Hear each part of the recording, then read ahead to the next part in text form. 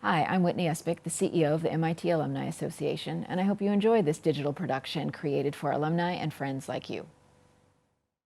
Welcome, everyone, and thank you for joining the MIT Alumni Research Slam.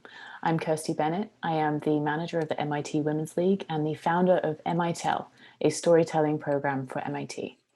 And today I am your MC. And today you're going to be hearing from 9 competitors, each pitching their research.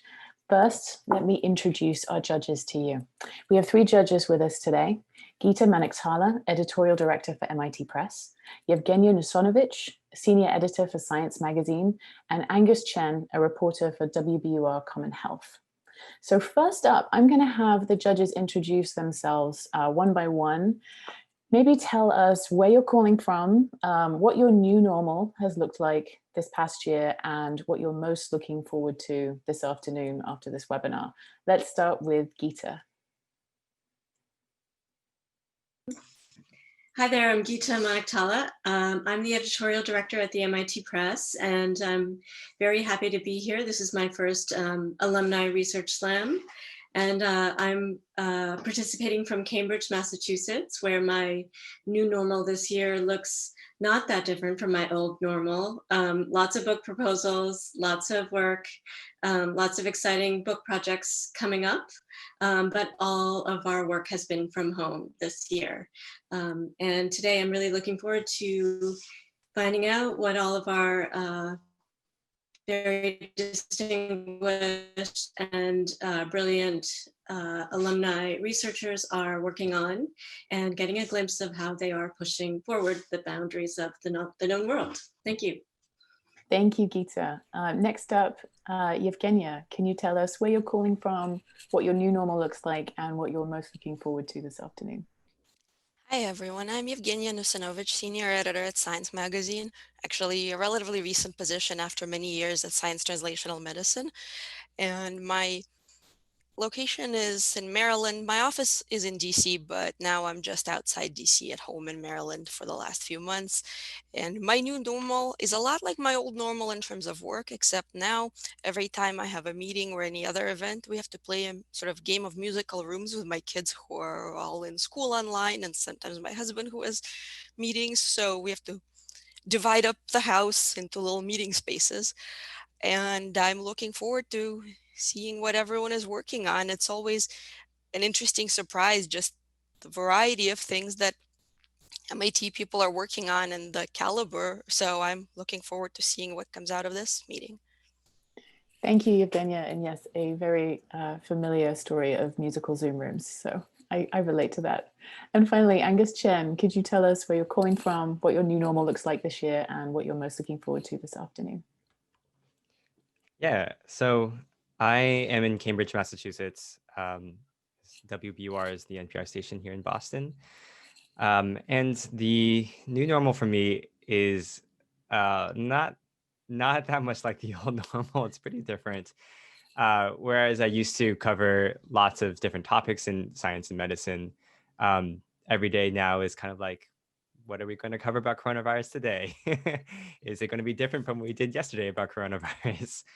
Um, it's also an adjustment, I think, working from home and having my cat around for the whole workday is a challenge and focus. And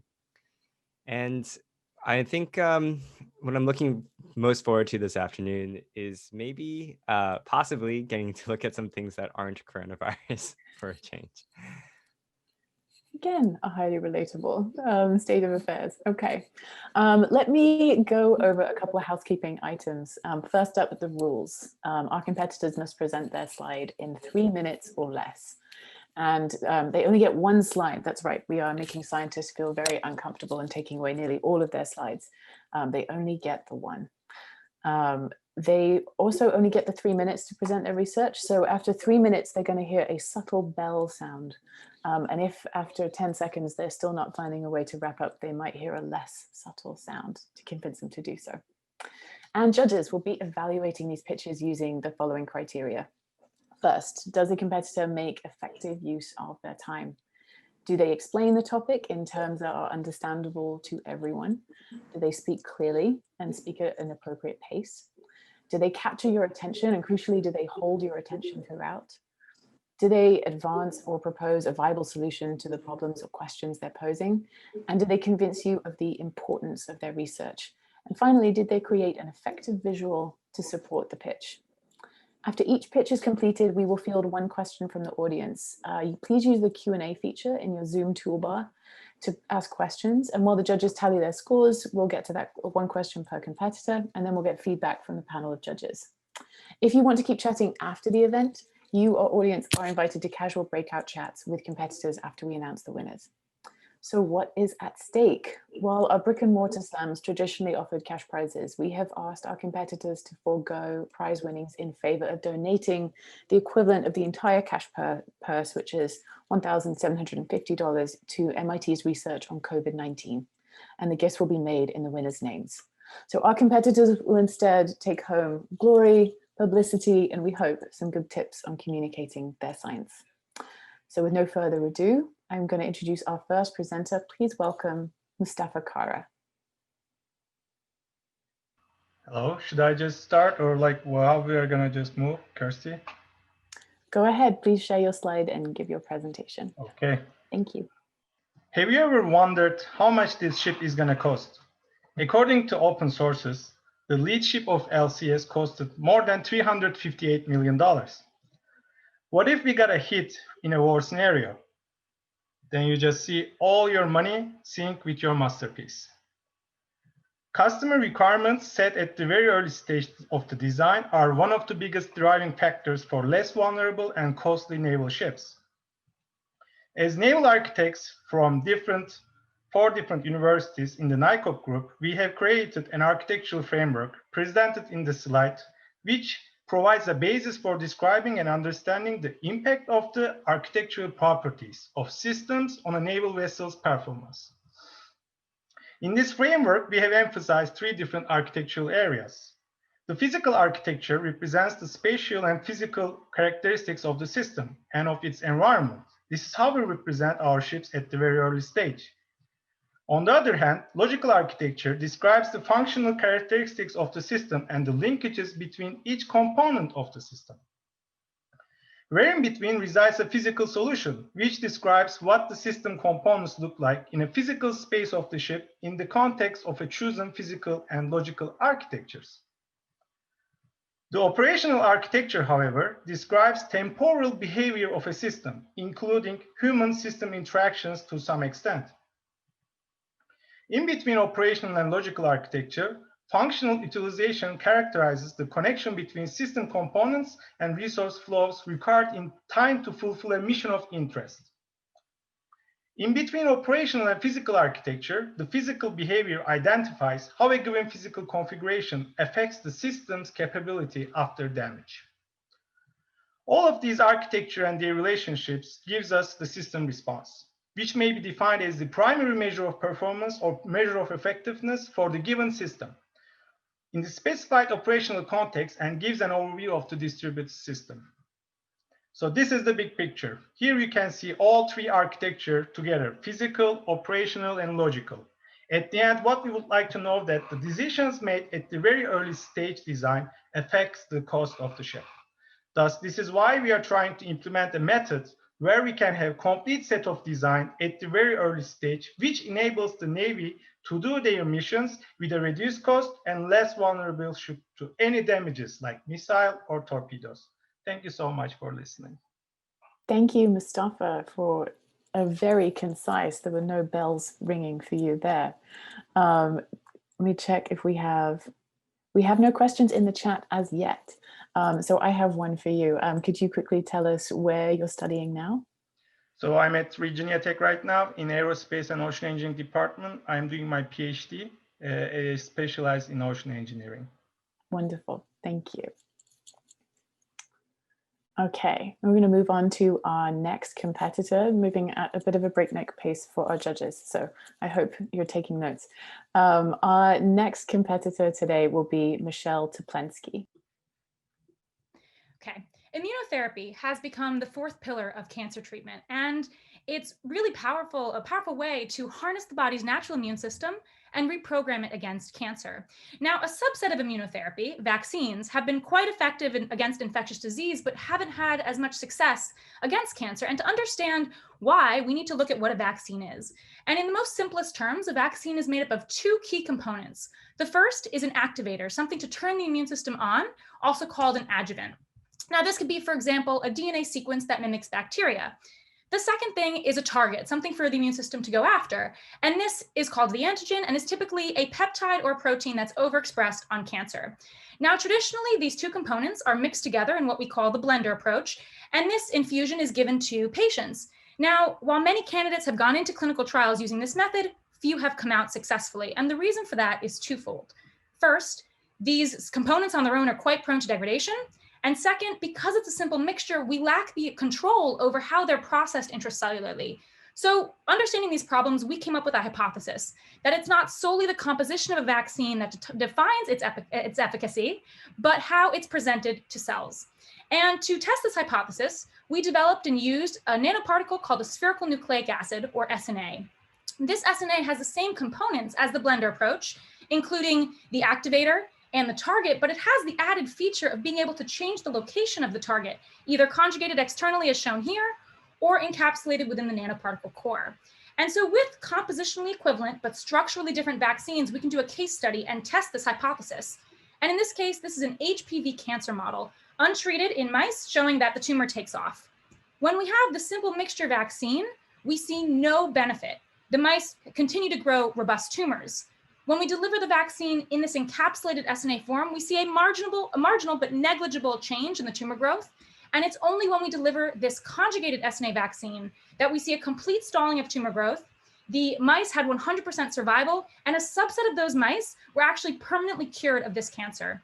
Now, this is incredibly important because if we thought that composition was all that mattered, you would have seen the simple mixture vaccine and you would have stopped. You would have said, I must have the wrong components. When in reality, the structure is what elevates the right components to make them more effective. Now, this has incredible potential because we can repurpose previously failed targets that have failed clinical trials in immunotherapy. For example, a prostate cancer target that failed phase 2. We've already seen that putting that target into the SNA structure improves preclinical responses. Not only that, but we can use this platform for future vaccine design and really save money in the form of tens of millions of dollars of failed clinical trials, time, and resources, ultimately redefining how we develop cancer immunotherapy. Thank you. Thank you, Michelle. Now, because it wouldn't be 2020 if someone didn't make a mistake, I made a mistake. Immediately after Mustafa finished talking, I'm supposed to invite feedback and comments from our judges, and I blew straight past it.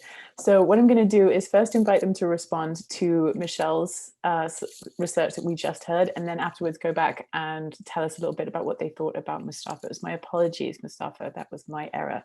So let me hand it to our judges to give some feedback first on Michelle's research.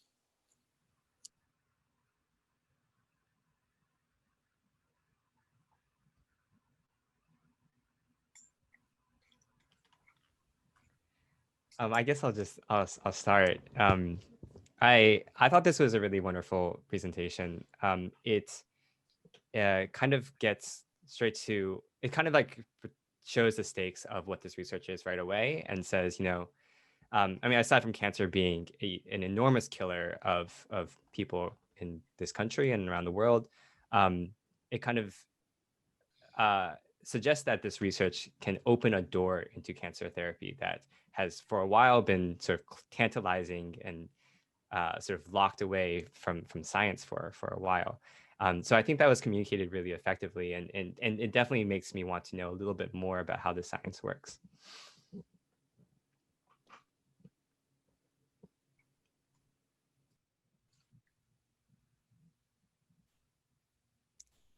I had a lot of the same comments. My thought at this point is that I want to go and read up on this more to find out what's already known, etc. And I'm very curious about what the mechanism is, etc. Obviously, you couldn't have covered that in a short presentation, but you did a great job of capturing my interest here. I agree with the previous assessments. This was an excellent presentation, and I'm curious to know how it's going to impact the future of cancer research and whether it's going to be possible to go back and re-engineer some of the previous compositions for a different cell presentation. So thank you for clarifying that so quickly and clearly. One thing I would add is I don't know if you had time to sort of get into this part of the science, but I wasn't totally clear about what the difference, what kind of difference it makes in this treatment to have your antigen encapsulated in the SNA sort of, I guess, particle or conjugated on the outside. I sort of got the idea that if you're like sort of presenting this target to your cell in a different way, that makes a big difference. But that part wasn't completely clear to me. So I think I was just a bit confused when it came to that particular detail. But then again, I know that time is short, so you don't always have. If that's a question, I can definitely answer it. Should I respond to that? If there's time, sure, yeah. Yeah, so the simple answer is that we've looked at chemically what changes between these 3 different vaccines. And we've seen co-delivery change. So the conjugated SNA has tenfold a higher proportion of the cells have both components, which is necessary for a robust immune response. We've also seen that the kinetics of the 2 cues that each of these components activates overlaps more in the conjugated compared to the other 2 structures. And we've also seen that the target needs to be processed through a certain cellular mechanism, and it needs to stay in the ER. And so when you have this conjugated SNA, we found that it stays in the ER for 24 hours compared to the other 2 structures where it's 2 and 4 hours respectively. So that chemically is what's changing, what's going on immunologically, which we have characterized gene profiles, cytokine secretion, and memory. And all of those immunological factors are what's leading to the tumor growth change. Hopefully that answers that question. Thank you, Michelle. Now I'm going to, again, with apologies to Mustafa, invite 1 or 2 of our judges to give some feedback on his presentation. So I guess I can start. For me, this was obviously a very different topic that I'm not used to. So initially it caught my interest because it's something I don't normally hear about, ship design, etc. But one concern that I had was the amount of detail in the slide, because initially with the Venn diagram and the ship drawings I could follow, but then there were a lot of small details that I felt like I was staring at, trying to figure out what they were, but there wasn't really time to go through them. Really big things in the slide, but explaining a topic a lot of people don't know about. Thank you. And Mustafa, we had an audience question for you. How does a vulnerability analysis translate into better security or structural change or reinforcement? Sure. So this is right now the vulnerability analysis we are trying to make is trying to understand what the driving decision factors can change at the end of the cost of the design. So this is how we are trying to make that, like in the United States Navy and also other navies, you have a lot of, like they're just telling, like, I want to just shoot these missiles, but how, like you need to know at the very beginning how it's going to affect the overall design of your ship. So actually I gave an example regarding the cost of this ship. This was not supposed to be this much, so it ended up being this much costly. So it's a really engineering topic. It was really hard to just put all things all together. So I actually accept all the questions. I can just privately answer them, just not steal for the other competitors. Got it. Thank you so much, Mustafa. Okay, moving on to our next competitor, please welcome João Ramos. Thank you very much. Yeah, so most of you may not be aware right now, but robots are being extensively used to fight the COVID-19 pandemic. They've been used for telepresence, for healthcare takers, for deliveries for infected patients, and also disinfecting contaminated surfaces. But you also notice that none of these tasks involve any sort of meaningful physical interactions with patients, tools, the environment. So, and something you notice that no robot in existence right now can, for example, support an infected patient to come up from that. Right? In fact, robots cannot match this human performance in a number of occupations which usually expose the human work to danger, such as firefighting or police work, or because all these tasks usually involve very complex interactions with the environment. And as humans, you may be wondering, why are these so difficult?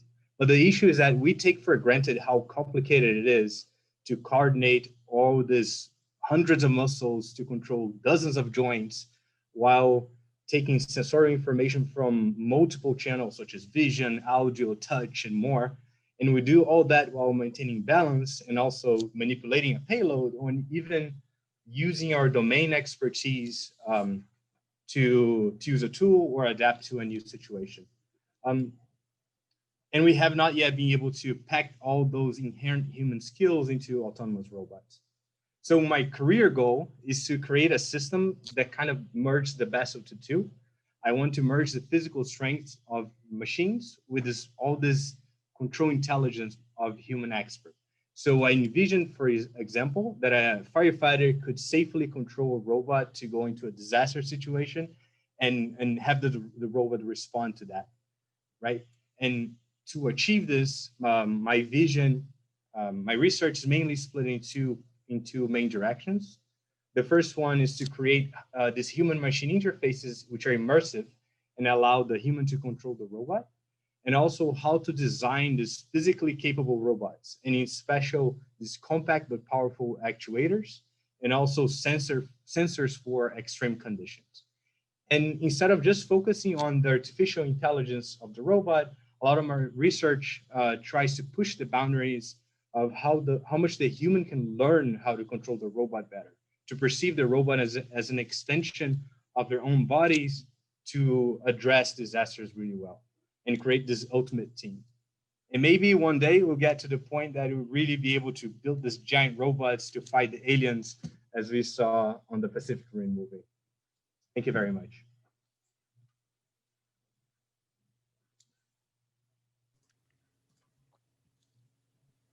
Thank you so much. Wow, that is a wonderfully humorous slide.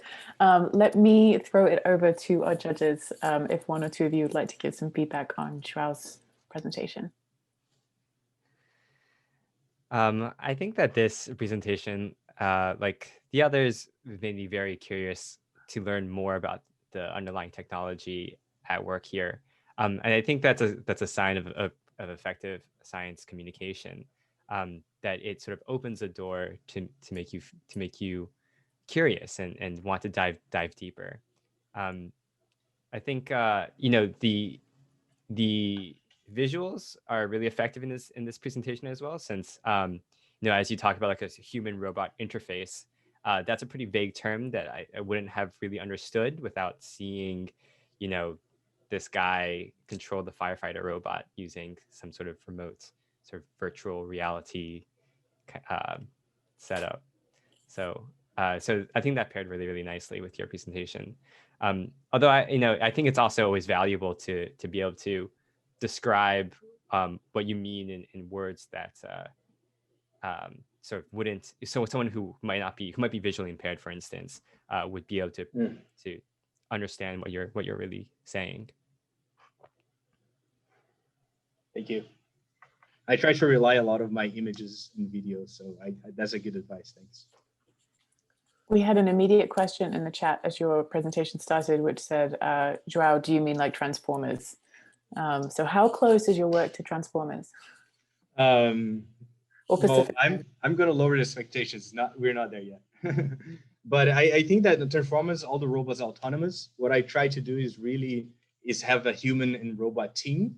So I want the human to, you feel like, for example, you're guiding the robot in order to do something. So think about dancing with the robot.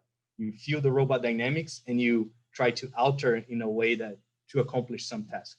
So here my motivation is all this physically demanding labor that are usually dangerous for the human worker. So my idea is let's put the human worker away and let the robot, which is disposable, to do all the dangerous stuff. Wonderful, thank you. Okay, moving on to our next presenter. Please welcome Ola Oladeji. Okay. So we've been seeing a number of trends as we fight against climate change. So on the one hand, we've seen electric vehicle adoption steadily rising as states such as California have announced the phase out of new gasoline-powered cars by 2035. We've also seen an increased adoption an increased adoption of solar PV and other renewables, whether because of mandates or because of competitive economics. So what does all of this mean in terms of the energy landscape, not just in California, but nationally? To understand this, I would explain what I mean by the duck curve. So the duck curve is this ducky looking curve. So basically this is the system net load, and it's what utilities see and have to power after you exclude all the renewables like solar that people use in their homes or facilities.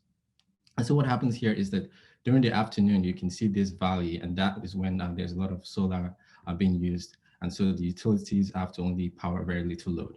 But certainly during the evening, as solar goes out, as people in solar run out, people suddenly, the utilities suddenly have to meet all of this load in a very short time. And so they have to introduce new generators to ramp up.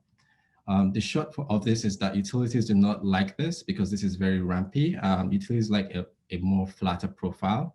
And this is a problem that has plagued utilities and energy system planners for a while. And we know it's going to get worse with more solar adoption as well. However, electric vehicles provide an opportunity to address this problem. Until now, we have not had the kind of granular data to make models, to understand how we can mitigate this with electric vehicles. And this is where artificial intelligence comes into play. So at Stanford, we've been able to use artificial intelligence and satellite imagery to detect all solar panels in the United States and extrapolate to get the output profiles for all these solar panels. We've done similar for EVs as well, and we've been able to couple this type of data with also the grid data to understand how we can play around the dynamics of mitigating the duck curve with EVs. And so what we've been able to achieve is to flatten this duck curve, by scheduling electric vehicles, EVs, to charge better during the daytime, and then you have a more smoother system load, which utilities would like. And what all of this means is that we're able to, better inform investment, whether it's from electric vehicle charging infrastructure or, understand where we need to upgrade the grids, as well as plan in terms of like policies, what kind of tariffs do we need to incentivize this charging during the daytime, and then flatten the curve. Thank you. Ola, thank you so much. Let me hand it over to our judges if one or two of you would like to give some feedback and thoughts on Ola's presentation.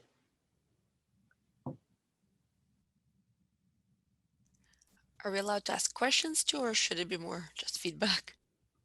Mostly feedback, I think, at this point. If we don't end up with an audience question at the end, then feel free to ask a question. Fair enough. But yeah, overall, that was again, an interesting way of introducing a topic that I hadn't thought of before, and it makes intuitive sense now that you explain it. So that was a good way to connect different things that I wouldn't have otherwise thought about.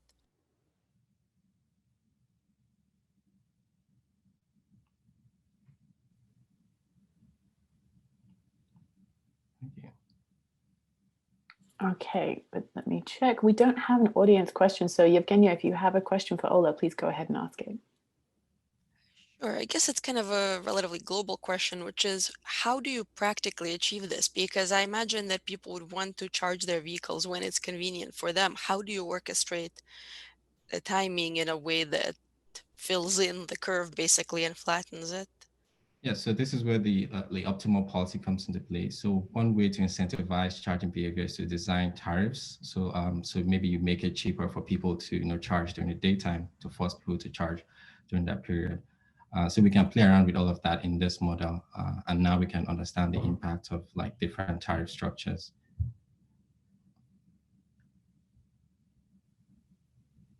All right, thank you so much to Ola and Yevgenia.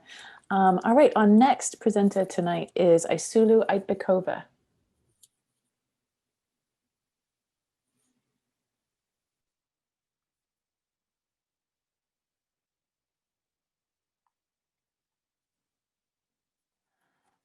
Rising carbon dioxide emissions drive the search for alternative ways to convert its harmful gas into useful products. And one alternative solution is to convert the captured CO2 with react captured CO2 with renewable hydrogen to get fuels and chemicals.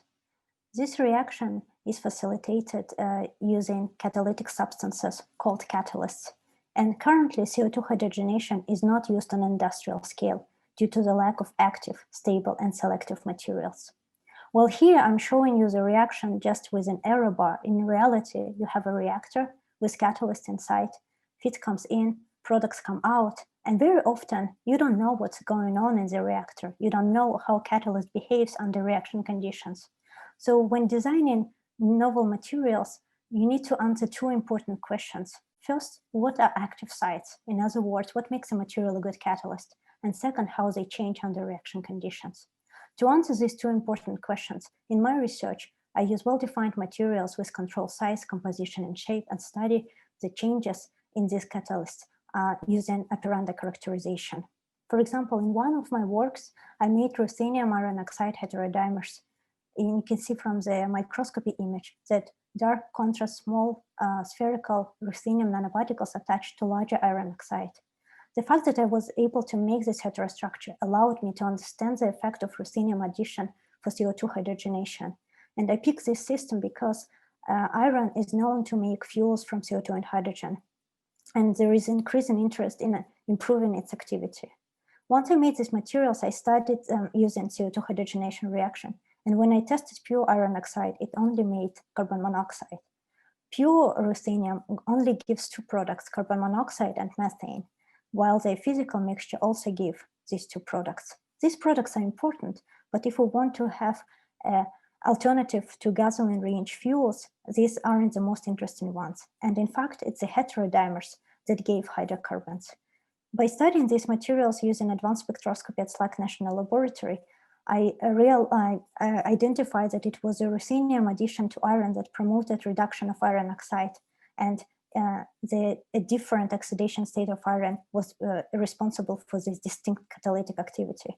What was even more exciting is that heterodimers changed under reaction conditions. In fact, they transformed into coshal structures with ruthenium in the center and iron in the shell. And these coshal structures were active for CO2 hydrogenation. So once we know what makes a catalyst good material, we can make even better one.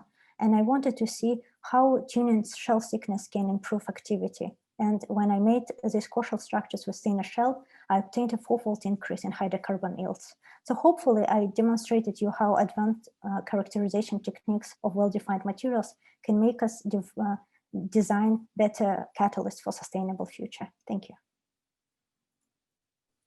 Thank you, Aisulu. And so to our judges, would one or two of you like to unmute and give some feedback on Aisulu's presentation?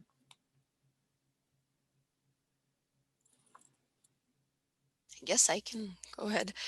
So I thought that it's also an interesting and important topic, and I like the visuals, especially the microscopy images, and the bar in the, the graph in the middle is definitely striking. But as somebody who's not a specialist in the field, there were bits that I had trouble following, both on the slide itself and some of the things you said. Definitely it all came together as a general concept, but for people who are outside the field, it may be nice to simplify things a little bit more.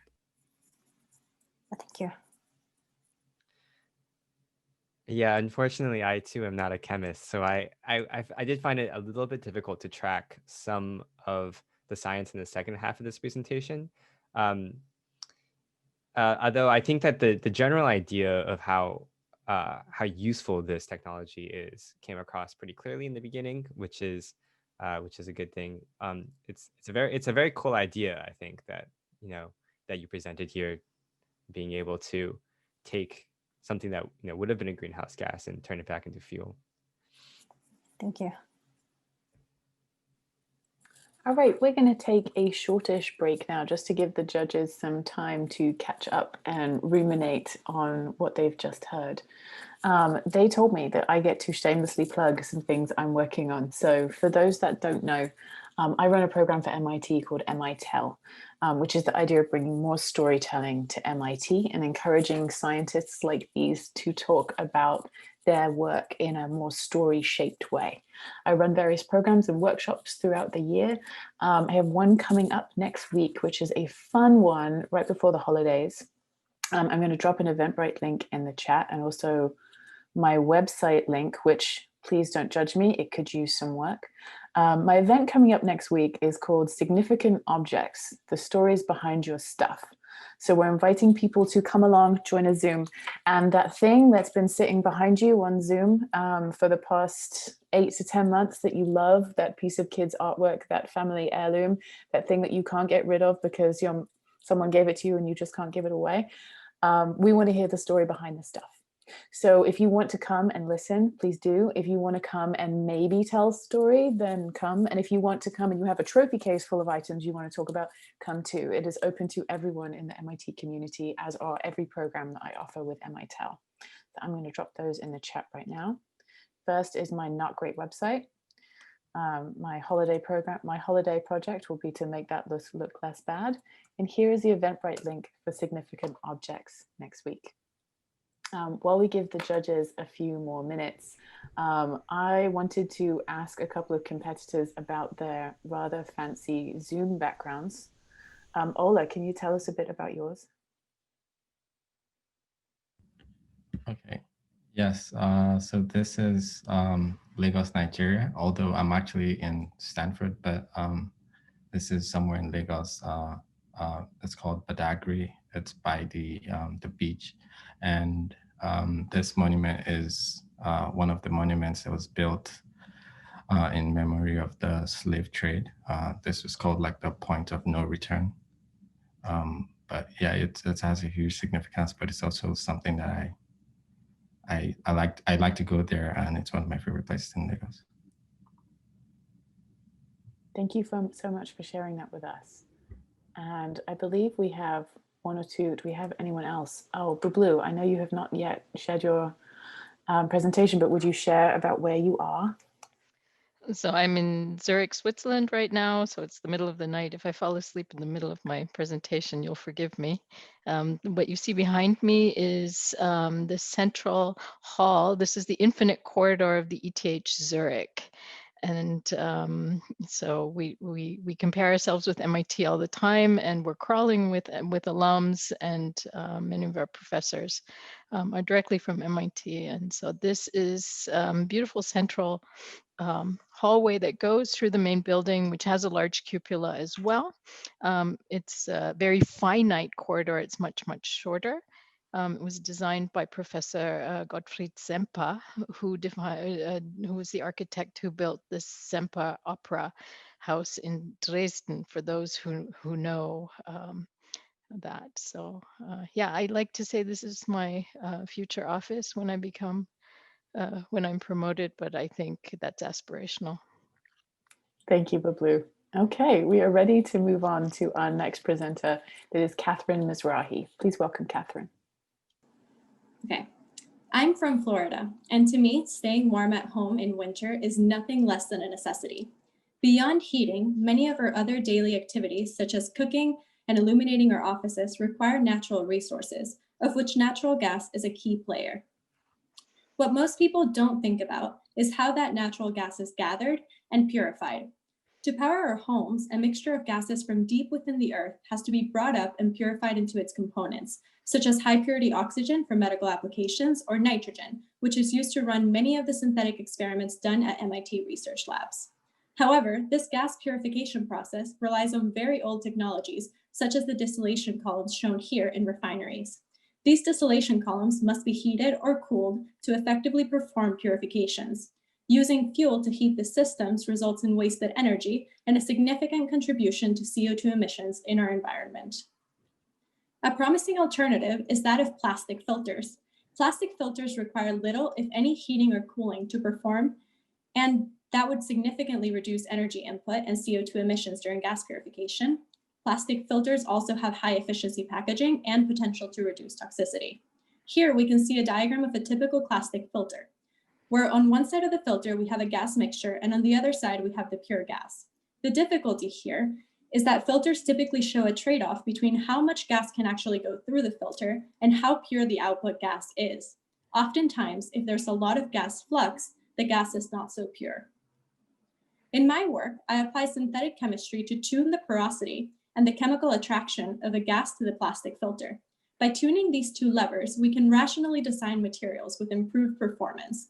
I also investigate the effects of more realistic industrial feed conditions, such as high pressures, on the performance of the filters. By understanding the performance of these materials from both a fundamental and an applied perspective, we can inch closer to establishing strong sustainable solutions in the energy sector. Thank you so much, Catherine. And let me ask our judges for feedback on Catherine's presentation. That was a really nice way to present, again, a complex topic to people who don't necessarily know the area well. And here I have to say I was able to follow very nice and clearly, and you were very efficient at presenting things too. I think the graphics are also very effective here. I can picture the filter and how it works. So that makes it clearer as well. We don't currently have any audience questions. There's only questions for Catherine. So would one of the judges, do either any of you have a question you'd like to ask?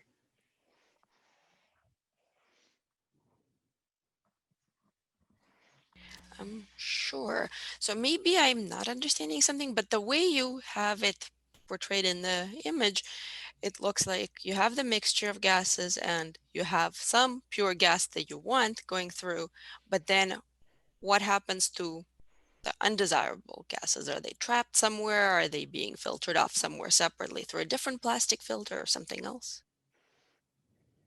That's a great question. So really, we want gases of high purity for all of these mixtures. So oftentimes you would have the gas that's rejected go into another process that can be used with a different membrane in order to continue the purification process. And that way you can try to achieve purity of both gases. In this case, if we're purifying CO2, you would actually want to store that later on because you don't want CO2 to go into the atmosphere. All right, thank you, Catherine. And a reminder, as our competitors are speaking, if you have questions for them, please put them in the Q&A section that you should see in the bottom of the Zoom toolbar, and we'll ask one question per competitor. All right, and moving on to our next competitor today is Elizabeth Galvez.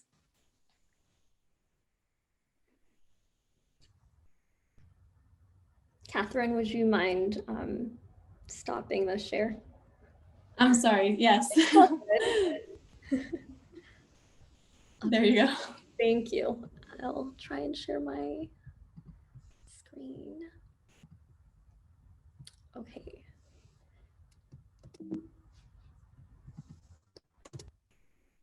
Can everybody see my slide? Okay, wonderful. So I'm Liz Galvez. Immaterial matters. Humans have always changed their environment to make it more amenable or comfortable to their situation. Today, the practice of architecture has leaned its study towards the deployment of matter as opposed to its relationship to energy. Taking off from such a lineage, Immaterial Matters examines alternatives between matter and permanence, between matter and energy. We are interested in softness and the digestibility of material.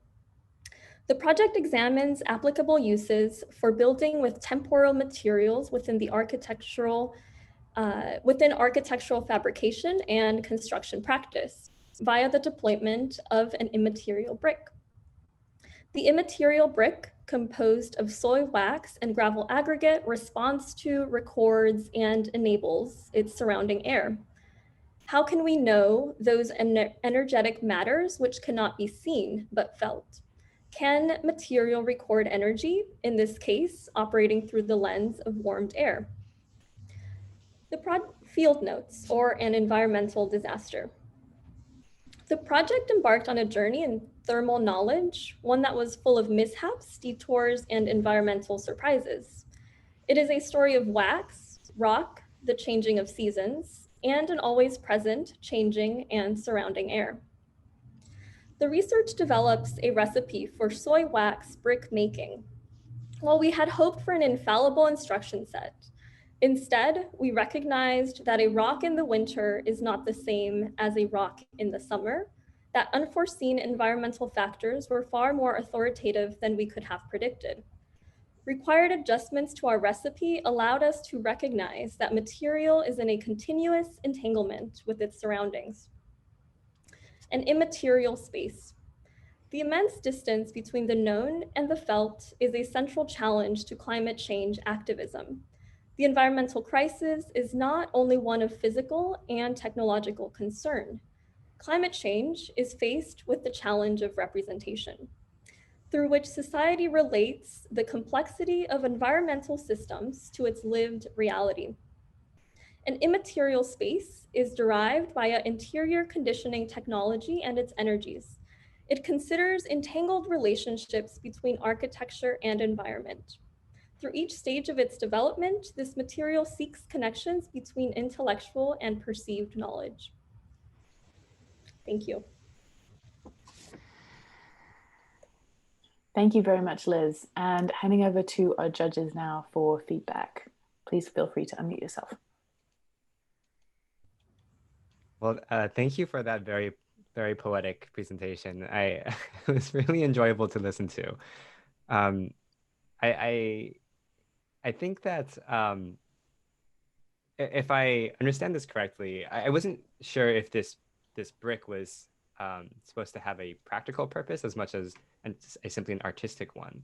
But I think that as sort of a artistic representation of ideas, it felt very effective. But that was the one question I had, was if it had any other applications other than sort of like a more conceptual one. I think the practical application would be precisely this kind of connection between a kind of recognition of those environmental forces. This kind of bridging that gap between our kind of intellectual knowledge that a rock in the winter is different than a rock in the summer, kind of making that present and known in a felt way, for example, through its fabrication or through its kind of entropy. Thank you. I agree about the talk being very poetic and the visuals being pretty, but I have to say that there were some pieces I couldn't follow quite as well. So for example, some of the more anthropomorphic descriptions of the rocks, about them sensing things, feeling, etc. I wasn't always sure what you meant by those. And also I'm not entirely sure about the right side of the screen where you have a list of things you'd say about air, and I wasn't quite sure how that fit into the rest of the talk. It's very pretty though. Thank you. Thank you, Liz. Okay, we're about to move on to our next presenter. Just as a reminder, if you have questions for our competitors, for any of our competitors that you've heard so far, please go ahead and keep putting them in the Q&A. We will get to one question per presenter as they go, and then while the judges are deliberating at the end, we'll have some time to answer any other questions you may have. Okay, please welcome for our next presenter, Bublu Thakur, who is still awake, I hope. Just barely. Just let me know if you can see my screen. Is it visible? Can someone give me a... Yes, yes, we can see. Okay. So yes, again, Bublu from Zurich. I'm going to present to you, I'm a course 15 graduate, so I'm going to present to you a topic that's quite different from what we've seen so far. I'm an industrial engineer. I'm going to talk about how industrial engineering can be applied to the humanitarian field. And humanitarian logistics is an emerging field, which is why it's important to communicate the research. What you see here is why it's become an important topic is that although humanitarian disasters, human suffering and development needs have not necessarily measurably grown in the past 20 to 30 years, the funding that's gone into these projects has grown quite significantly. In 2000, the measured funding from large institutional donors like the US, the EU, the United Nations was 2 billion, and 19 years later that has increased 12-fold to 24 billion. That's a considerable amount of money that's going into funding humanitarian work.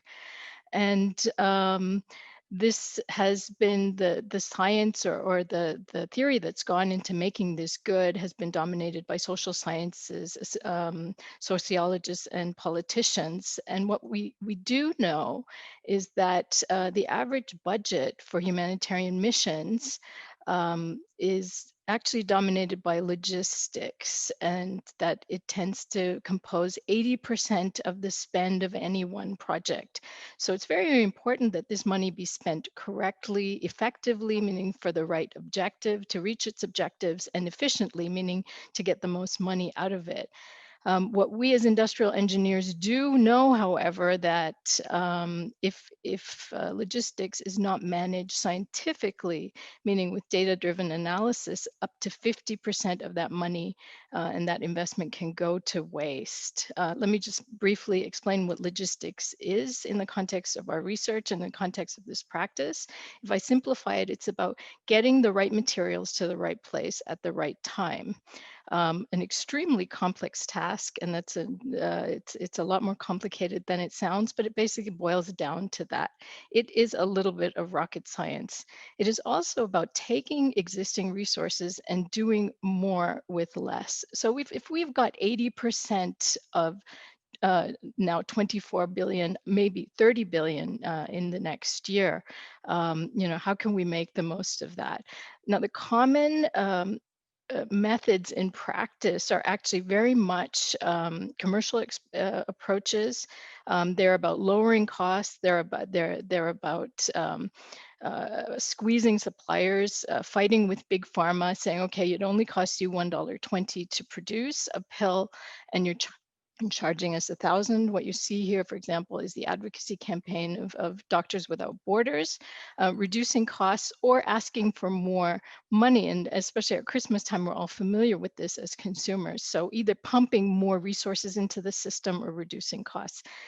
Those of us who are industrial engineers know that actually this doesn't work. Lowering cost, lowering overhead, lowering corruption, all of these things do exist. Putting more resources into a malfunctioning system actually doesn't work. This is what the commercial study of logistics has shown in the last 30 years. And so what we are doing at the ETH, we just set up a humanitarian logistics lab to address these urgent social and systems problems. And what we're doing is that we're taking a systems approach that was invented pretty much at MIT. It's system dynamics under Jay Forrester.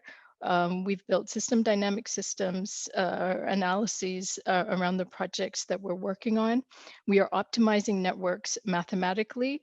We're producing segmenting strategies according to cycles of humanitarian response. So sometimes you want to be fast and expensive, but when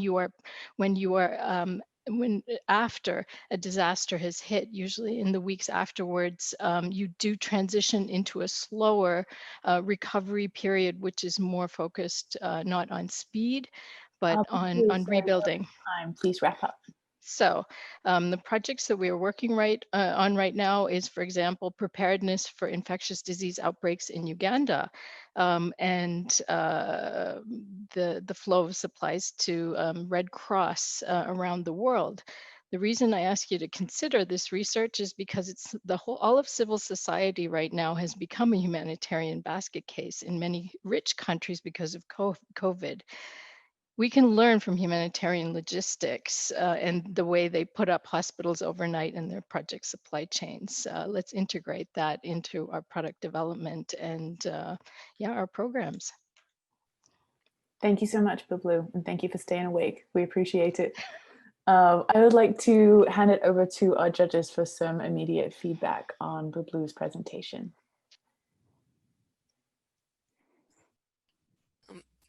I think that's a very strong case for the intervention of scientific management in the humanitarian sector. I think the presentation is very clear.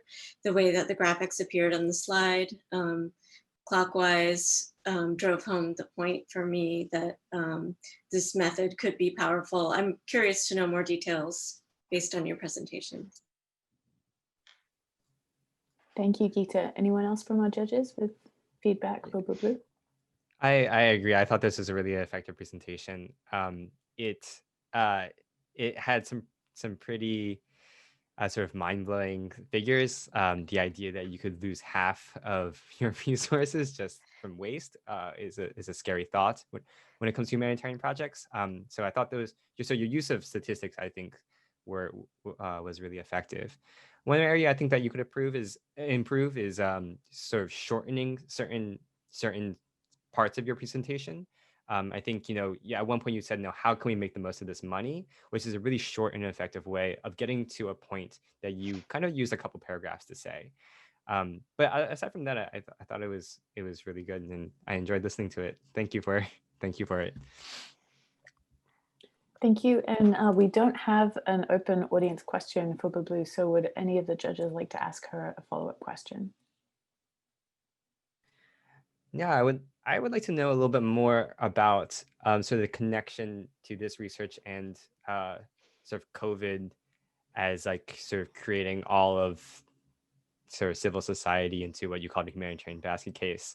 I'm a little bit curious to sort of know how the case in sort of wealthy sort of OECD category 1 countries applies to this work.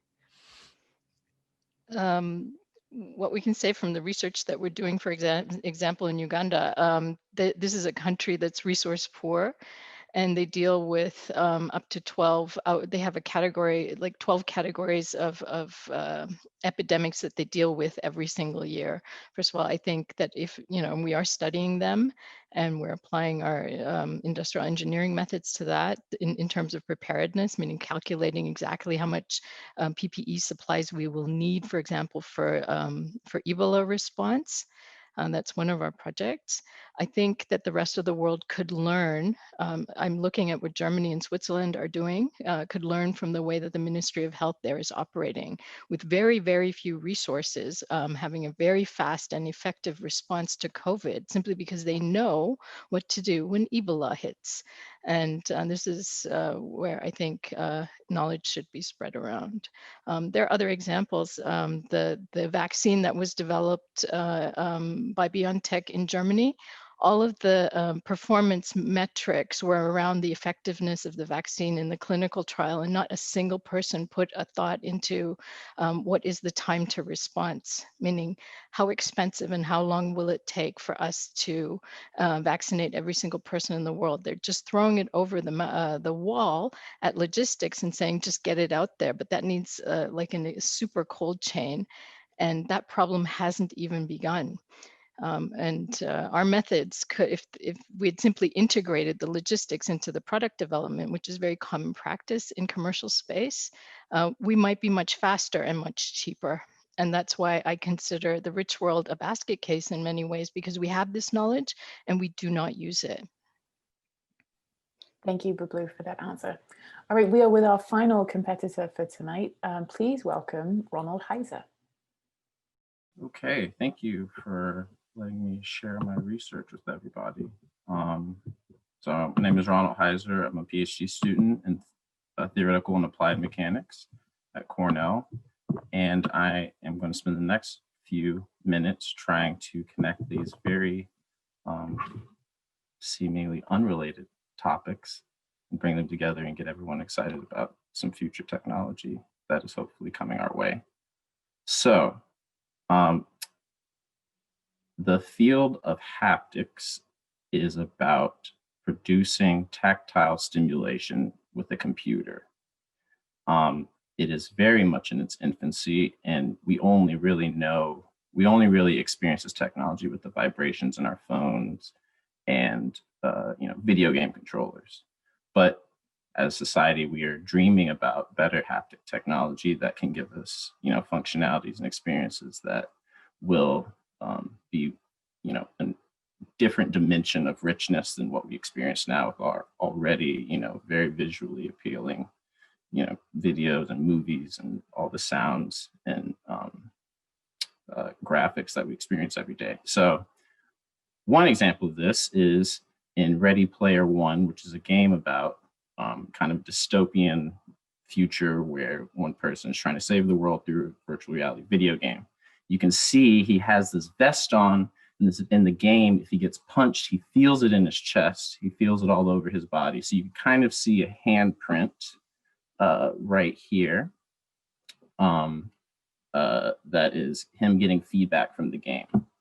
On the other hand, in rehabilitative technology, blind people are really not up into the 21st century because they do not have a screen which can refresh like a visual screen can with Braille. In both of these cases, what we imagine for technology is this kind of sheet of actuators, where actuators are just a device that produces some motion, can apply a little force, be it small or large, to stimulate, you know, the millions and millions of sense organs we have on our skin. Everybody and their mom has tried to shrink actuators down to, you know, a couple of millimeters to try and achieve this, to try and get the thousands of actuators you need to have even a Braille Kindle. This doesn't exist. The only thing that exists is this technology from a company called Hyperbraille, and it's $50,000. It's, you know, a couple of £100, and you're probably never ever going to see it in your life. It's prohibitively expensive because it's made with piezoelectric materials. But people have tried electromagnetic methods, pneumatic methods, anything you want.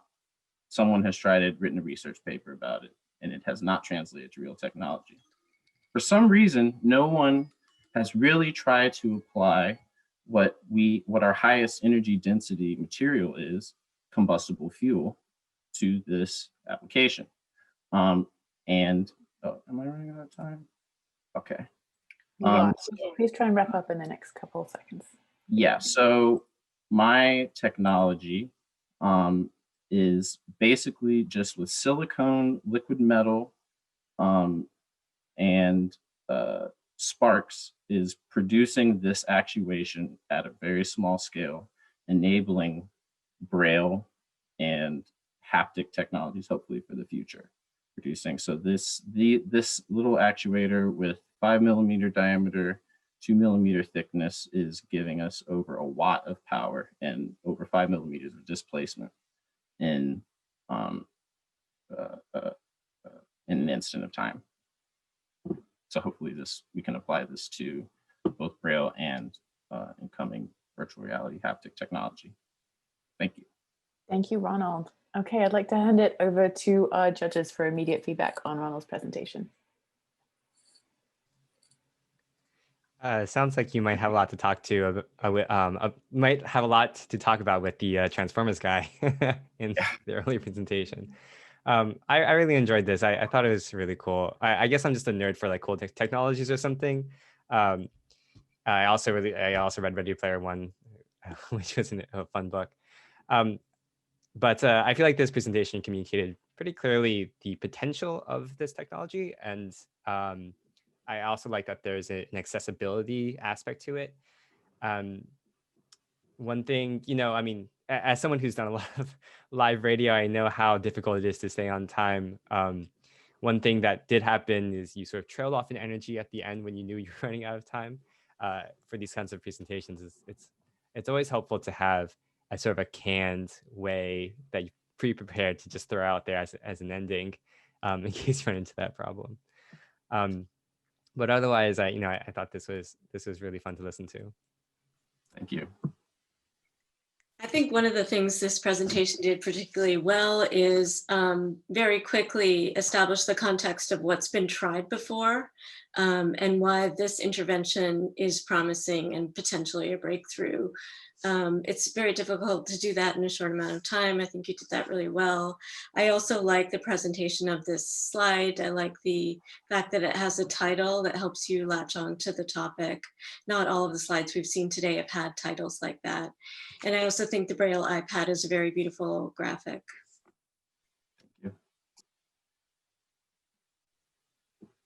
We don't, oh, maybe we do have a question. We have a question from Gloria. She says, what is the resolution? Resolution. I have tested one. We haven't really characterized that well, but I have gotten actuation out of a millimeter diameter chamber. So I would say that's the smallest resolution so far. And there's no reason we can't go a little bit smaller than that. Thank you. Thank you, Ronald. So Ronald was our final presenter for today. So now it is time for our judges to disappear into a magical behind the scenes screen room and deliberate and come up with our first, second, and third place winners. It looks like we have judges back in the Zoom room. Judges, are you ready to announce your winners? I will hand it over to you. Yes. So I'll go first. The third place winner is actually a tie for us, for Ronald Heiser and Joao Luis Almeida de Souza Ramos. Congratulations to both of you. You did really wonderful jobs on your presentations. And I'm actually, I don't remember who's been announcing the second place, but I'll hand it over now. I'm happy to step in for Evgenia with apologies to her. I would like to announce that our second place winner is Michelle Teplensky. Congratulations, Michelle, for your excellent presentation and your innovative research.